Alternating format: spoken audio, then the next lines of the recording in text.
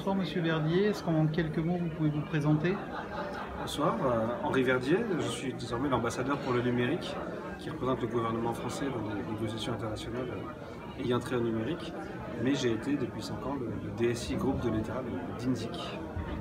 J'ai trois questions à vous poser, et vous pouvez faire des réponses courtes si vous voulez.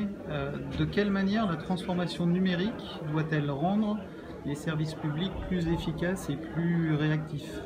Vaste chantier, j'imagine. D'abord, effectivement, c'est un sujet passionnant et je crois que les Français attendent, parce que ce sont des usagers des services publics, au minimum que ça ressemble à peu près à la simplicité, à la personnalisation, à la rapidité de ce qu'on trouve maintenant dans le consumer internet. Mais pour réussir ça, il y a un ensemble de chantiers incroyables, c'est-à-dire qu'il faut apprendre à faire des interfaces simples et ergonomiques et qu'on comprenne tout de suite. Il faut apprendre à remettre en cause certaines démarches elles-mêmes, par exemple arrêter de demander 100 fois la même pièce aux mêmes acteurs.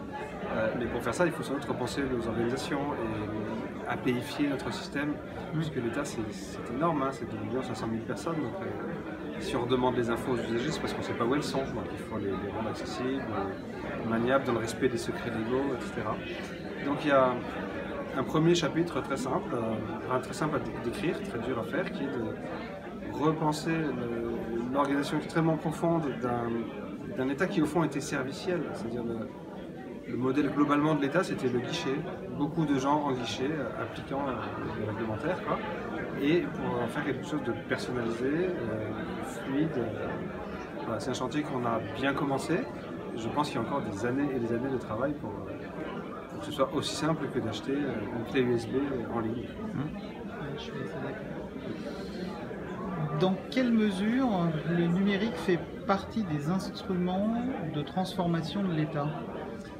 Voilà, et votre deuxième question est parfaite parce que effectivement, donc l'État rend des services et il peut les rendre plus vite, plus simples, plus personnalisés, et on attend ça. Mais en vérité, l'État a probablement besoin de bouger lui-même dans l'économie dans laquelle nous entrons, qui est une économie numérique, de matière grise.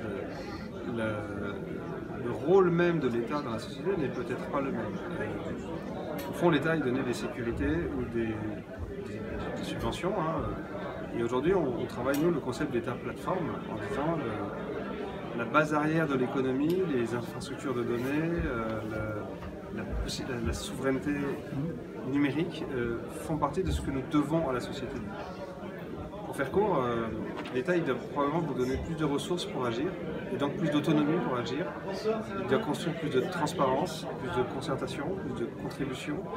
Et quelque part, il a une profonde métamorphose à faire qui ne se résume pas du tout à faire des bons services.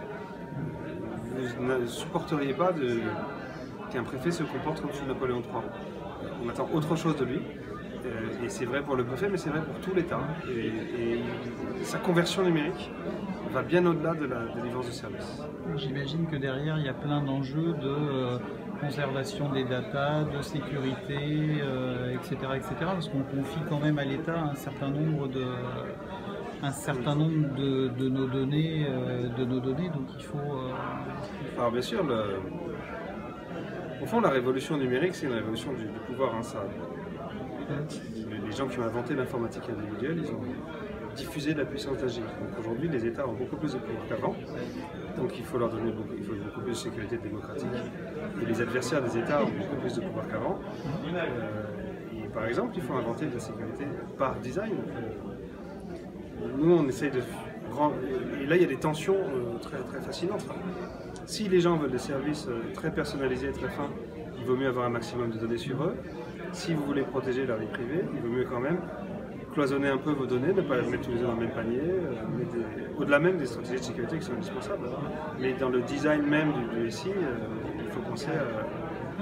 On raisonne plus comme un navire à 2 coques mais avec des caissons, pour que quand même si un caisson est perforé, les autres ne soient pas contaminés. Et il y a des enjeux passionnants et considérables. Et enfin, dernière question, selon vous, pourquoi l'Agora des directeurs des systèmes informatiques est le meilleur endroit pour aborder ces préoccupations?